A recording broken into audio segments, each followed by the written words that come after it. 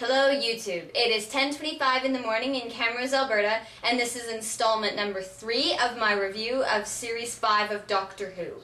Today we're going to be talking about the bad guys in the series this year.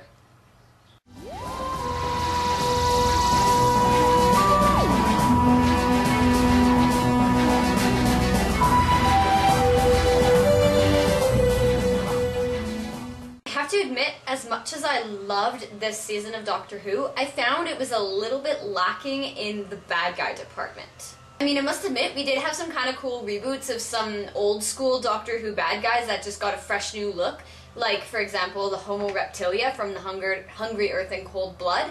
But at the same time, I feel like the season was lacking in some of my favorite classics. I mean, the one time we got to see the Cybermen was in the Pandorica Opens. That's it. That's the only time we saw them.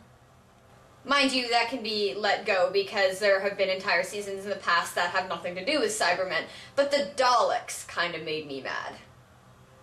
So what? The vicious, scary, terrifying, evil Daleks now come in all the colors of the rainbow? Yeah, that doesn't quite work. I mean, it's not to say that they don't look cool. They do look awesome. But at the same time, they're not as menacing anymore. I mean, they're supposed to be the Doctor's arch nemesis, and they're a little difficult to take seriously when they're all cheery and colorful. Also, I feel like we just didn't get enough Dalek this season. I mean, we got one in the Victory of the Daleks. We also got them in the Pandorica Opens and in the Big Bang. But other than that, we didn't see any.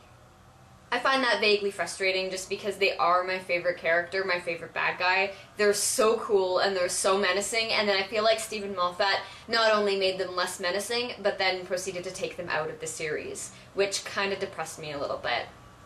However, the Weeping Angels kind of make up for it because they are so cool.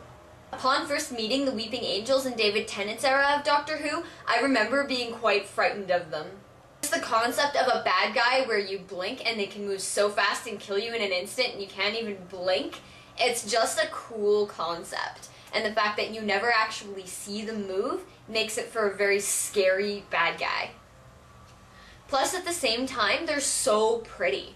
They're these beautiful garden-looking statues, things that you would find in old school cemeteries and beautiful old gardens and stuff like that. The things that you admire and like, and yet they can kill you, and they get all fanged and clawed and terrifying, and just with the blink of an eye, they're fascinating characters.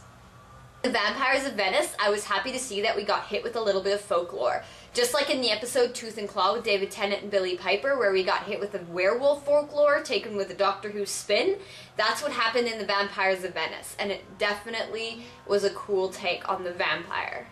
I mean, first of all, they're technically not vampires, they're like alien fish, which would be hokey and just like groan-worthy in any other TV show, but somehow in Doctor Who, it's awesome.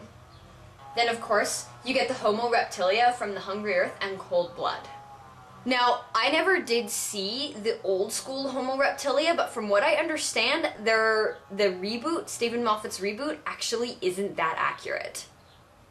From my perspective, they were kinda cool. But at the same time, like I said, I don't know the old school version. So from my point of view, I thought the Homo Reptilia were quite interesting. They weren't my favorite bad guy, they seemed more, I don't know, vaguely annoying rather than anything else, but they weren't exactly menacing, but they were an okay bad guy. The only other real monster that I can think of is the alien that was rampaging the town in Vincent and the Doctor. And even then, that whole episode didn't really focus on the bad guy, it focused more on Vincent. As I said, this whole season seemed to be lacking in the whole alien nemesis part. However, it doesn't make the season any less awesome. In fact, I kind of thought it was nice. I'm really hoping that next season they're going to pick up on the alien bad guy part because that's so integral to what Doctor Who is. And if Steven Moffat drops that completely, then he is not going to be well liked from the Whovian community. However, for one relatively short season, it worked. It was okay. Because the season was a lot more focused on character development than anything else. most of the nemesis and most of the bad guys and most of the villains were either other humans or they were internal demons, which is something that was unique to Stephen Moffat and this season of Doctor Who.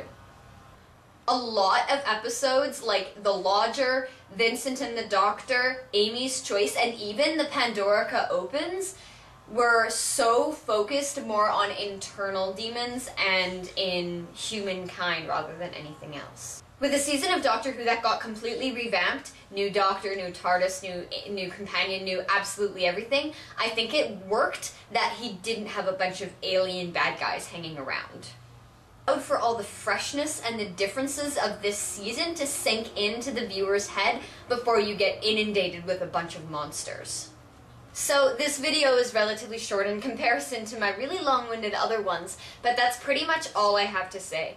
I really hope that Stephen Moffat brings back some of the villains and some of the alien nemesis for next season, because I don't think Doctor Who can be Doctor Who without a bunch of alien nemesis.